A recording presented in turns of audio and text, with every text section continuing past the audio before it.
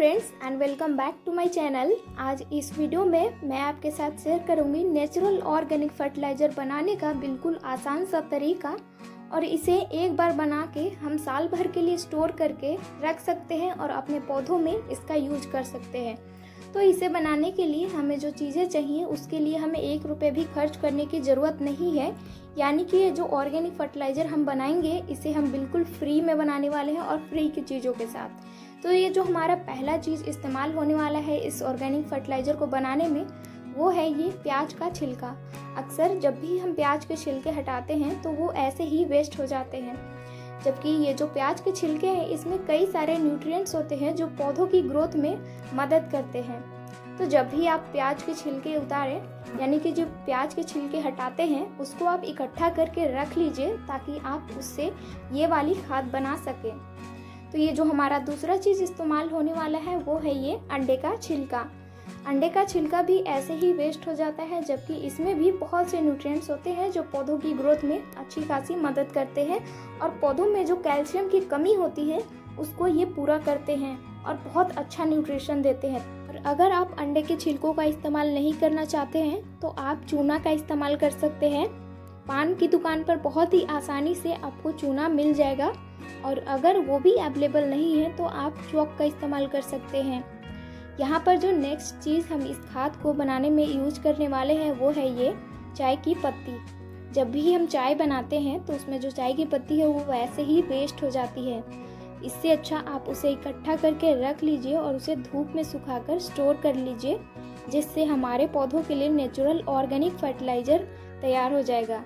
और इसके बेनिफिट्स बहुत ही अच्छे हैं, हमारे पौधों की ग्रोथ में बहुत ही अच्छा मदद करते हैं, सॉइल को एकदम अच्छा बना देते हैं जिससे पौधे अच्छे से ग्रो कर सके। तो इस चाय की पत्ती को मैंने वैसे तो सुखा कर ही रखा था, पर फिर एक बार और इन चीज़ों के साथ भी सुखा ले रही हूँ जिससे कि ये और अच्छे से ड्राई हो जाए। तो ये जो हमारा नेक्स्ट और आखिरी चीज़ जिसका इस्तेमाल हम करने वाले हैं वो है ये केले का छिलका। अब आप सोचेंगे कि केले के छिलकों में ऐसा क्या ही न्यूट्रिएंट होगा जो हमारे पौधों की ग्रोथ के लिए ज़रूरी होता है, लेकिन मैं आपको बता दूं कि केले के छिलकों में बहुत से न्यूट्रिएंट्स होते हैं जो कि पौधों की ग्रोथ के लिए ज़रूरी होते हैं। इसमें पोटेशियम, फास्फोरस, मैग्नीशियम और कई सारे विटामिन्स होते हैं जो पौधों के लिए बहुत ही अच्छा होते हैं। तो ये जितने भी केले के छिलके मैंने यहाँ पर लिए थे उनको कैंची की मदद से इस तरह से काट लिया है।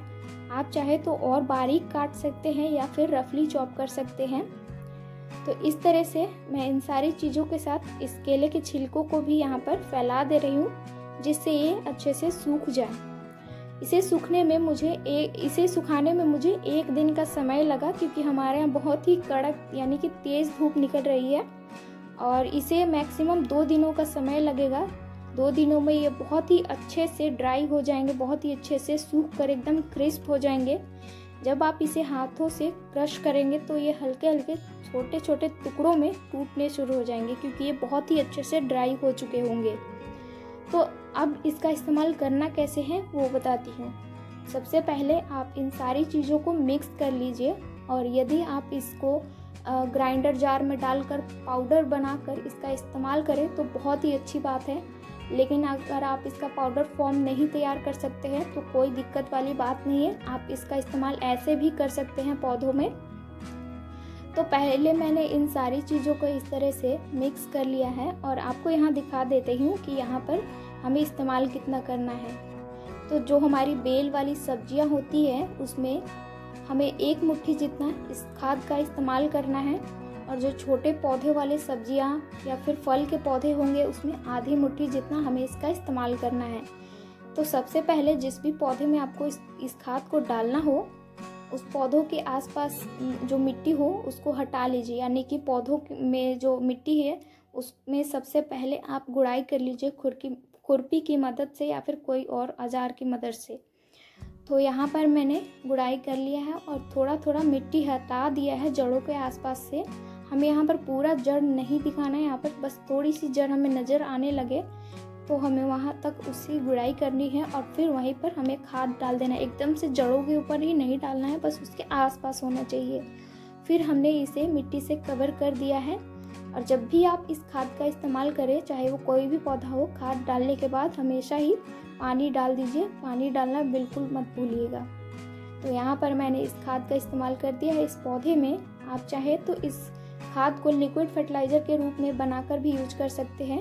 1 मुट्ठी जितना खाद 4 से 5 लीटर पानी में डाल दीजिए और 2 दिनों के लिए छोड़ दीजिए छाया वाली जगह पे। फिर आपका organic natural liquid fertiliser ready हो जाएगा सभी पौधों में डालने के लिए। आप इसे हर तरह के पौधों में डालिए, सभी तरह के पौधों के लिए बहुत ही बेनिफिशियल होगा। और आई होप कि आपको ये वीडियो अच्छा लगा हो, ये जानकारी अच्छी लगी हो। वीडियो अच्छा लगा हो तो please like, share and subscribe.